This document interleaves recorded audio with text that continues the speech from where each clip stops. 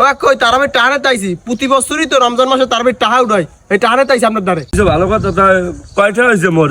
ওই পাড়ার সবারে মিলাই দিলেই আপনার 3000 টাকা পড়ছে ভাগে। আমরা তুই কও কি মোর 3000 টাকা ভাগে পড়ছে? এই রমজান মাসটা মুই নামাজ পড়লাম না একটা তারাবি, তুই মোর দ্বারা এসে তারাবি আনেতে। আপনি আর মসজিদ তারাবি নামাজ পড় যাইবেন না দেখে কি টাকা দেবেন না? বেড়া মাথাটা খারাপ বোঝো, ঠিক মতন কথাবার্তা কর। সারাদিন রোজা মোজা রয়েছি, আইছি একটু খেতে আইদি খেতমাত আলজুল পোলা পানে বাস মাইজ খেতমাত তুইছে মোর কুমার কাছে সোজা কথা ডললে কথা। এর মধ্যে নাতি দিয়ে লইছি হালার ফেলা মোরে খেতে দিই হালা বাড়ি গেছি। ওই হুজুরের বেতন তারাবি টাকা লইয়ে সব মিলে 3000 টাকা পড়ছে, আপনি 2500 দেন। আমারে 500 টাকা ডিসকাউন্ট দিছি। সামনে একটা থাবর মারবে এককালে। আমি কি আরে জামা কাপড় কিনতে তুই আমার ডিসকাউন্ট দেওয়ার শুরু করছো?